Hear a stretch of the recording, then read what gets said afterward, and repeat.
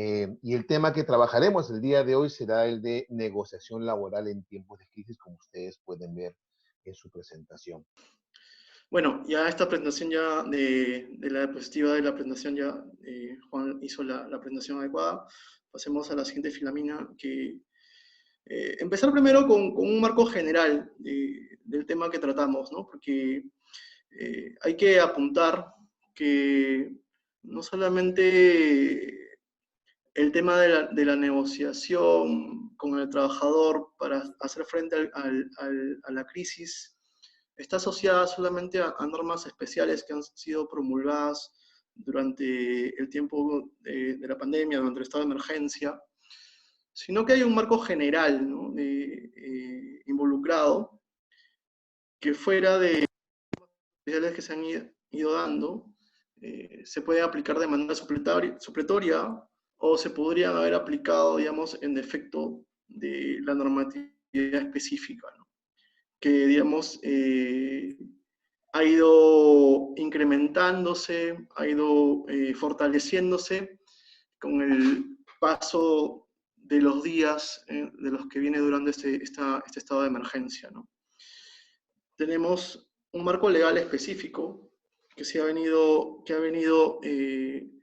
incrementándose, fortaleciéndose con el paso de los días que ha durado el estado de emergencia, ¿no? El 026 promulga lo que es el trabajo remoto, que vamos a especificar más adelante cuál es su razón y cuál es la diferencia entre trabajo remoto y un poco lo que es teletrabajo, ¿no? Que era lo que sí estaba legislado con anterioridad a la entrada de este estado de emergencia, ¿no?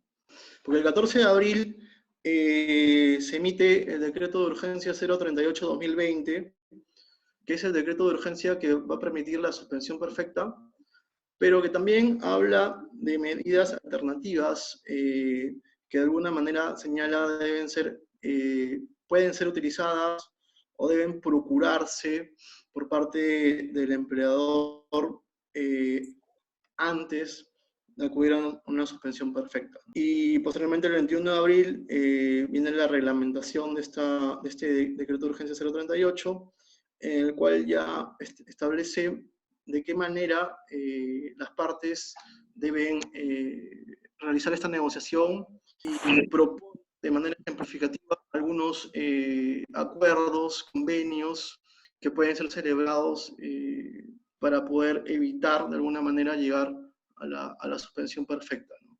Como de alguna manera pueda beneficiar a ambas partes de la mejor manera, ¿no? O sea, es decir, dar alivio a la empresa en su economía, perjudicar al trabajador en menor medida, que sería la medida de suspensión perfecta, que es la medida, digamos, más radical, más fuerte que el gobierno ha venido implementando. Que la suspensión perfecta y de alguna manera estos convenios ejemplificativos que han venido desarrollados con decreto 038 y su reglamento no son de alguna manera nuevos, ¿no? No es que de alguna manera la suspensión perfecta haya aparecido con estos decretos que han sido promulgados durante el estado de emergencia, ¿no? La suspensión perfecta ha existido desde la década del 90, ha estado establecido ya en el decreto legislativo 728. De alguna manera, la norma es especial para el tiempo de crisis con ciertos beneficios asociados, que son como el tema de la liberación de CTS, AFP, beneficios asociados al trabajador que es afectado con la suspensión perfecta, y también asociado a restricciones o algunos consideraciones adicionales que debe tener el empleador para poder acudir a la suspensión perfecta, ¿no? Al trabajo o dentro de las negociaciones en el derecho al trabajo, que hay normas indisponibles, ¿no? Que de alguna manera esas normas indisponibles limitan la autonomía privada de las partes, ¿no? Si por un lado, en una contratación privada, en la privada tradicional, civil, la autonomía privada es mucho más amplia y las normas imperativas, las normas indisponibles son muchos menos. En el derecho laboral hay muchas más normas indisponibles y entonces hay una mayor limitación a la autonomía privada. Hace que a pesar de que las partes, empleador y trabajador, quisieran llegar a ciertos acuerdos, estos estén limitados por estas normas mínimas, estas normas base, sobre las cuales no pueden las partes disponer, ¿no? Como podrían ser el tema de la remuneración mínima vital o el tema de las jornadas máximas de trabajo. Y también el derecho laboral está asociado a temas de irrenunciabilidad de derechos, ¿no? Que el trabajador, por más que crea conveniente en algún acuerdo hacer alguna renuncia a algún derecho indisponible, no puede hacerlo, ¿no?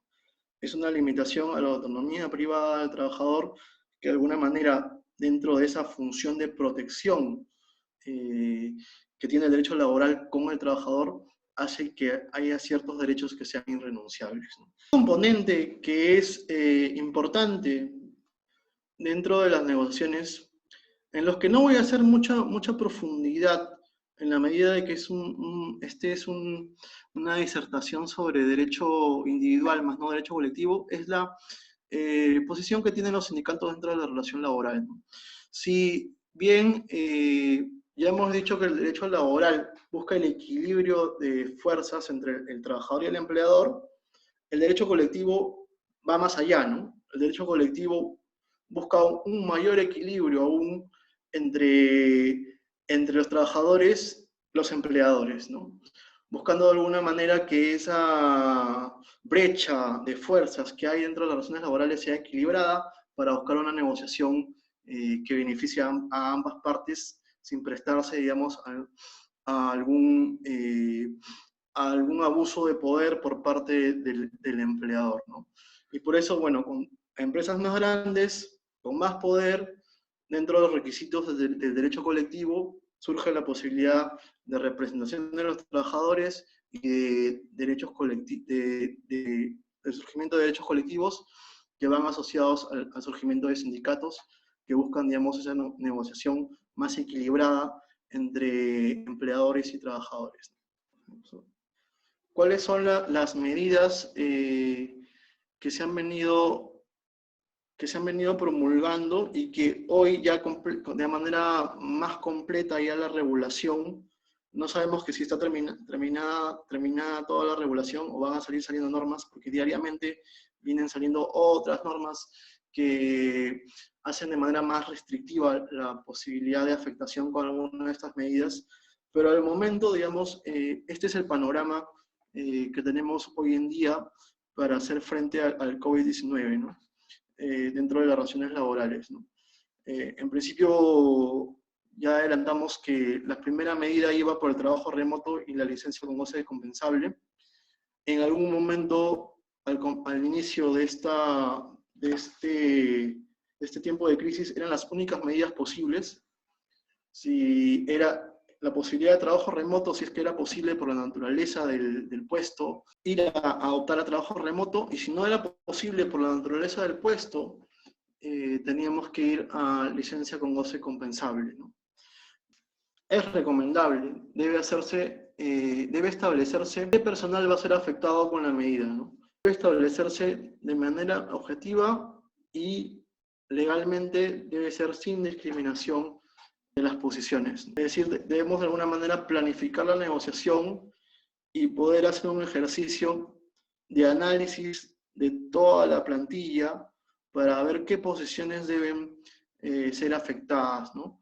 Qué posiciones deben ser afectadas y en qué medida para buscar superar la crisis económica, que la empresa pueda reducir sus costos económicos en la justa medida que les permita superar la crisis económica y poder de alguna manera subsistir a la crisis o terminar lo menos golpeada después de ella, ¿no? Para que de alguna manera los puestos de trabajo sean salvados y la empresa pueda continuar. Entonces, al momento de diseñar los planes de negociación, debemos de alguna manera ir con planes distintos, ¿no? Debemos tener un amplio conocimiento de la situación laboral de cada trabajador para armar propuestas a medida, ¿no? Equilibradas y que afecten en lo menos posible en beneficios del trabajador, ¿no? De alguna manera ofrecer un convenio A, y si el trabajador no acepta ese convenio, es proponerle un convenio B, o de repente proponerle una mezcla, una mixtura entre un convenio A y un convenio B, ¿no? Para de esa manera buscar que se acerquen las posiciones y buscar de alguna manera llegar a un acuerdo con ese trabajador que se ajuste más lo que al interés del propio trabajador y pueda de alguna manera permitir cerrar este acuerdo. La primera medida que establece como posibilidad este reglamento del Decreto Supremo 038 es otorgar el descanso vacacional adquirido y pendiente de goce. Sabemos, por regla general, las vacaciones se dan por acuerdo entre trabajador y empleador, y en caso de divergencia, decide el empleador. La segunda posibilidad, de manera ejemplificativa, que tiene el Decreto Supremo 038, es el adelanto de vacaciones, que tampoco es una figura nueva, sino que es una figura que ya viene recogida en el Decreto Supremo 002/2019. Es decir, que pese a que el trabajador no tiene aún el récord para poder gozar de vacaciones, o no ha cumplido, digamos, con el año, el primer año para poder gozar las vacaciones, pueda de manera adelantada gozarlas, ¿no? En la liquidación de un trabajador, en el caso de adelanto de vacaciones, solamente se compensan las vacaciones truncas, más no se compensa el exceso de estas vacaciones truncas por periodos que no han sido, que el récord no ha sido logrado, ¿no? Que ese récord para gozar esas vacaciones no haya sido logrado. Es decir, en este caso, el empleador debe tener esa consideración al momento de proponer este acuerdo.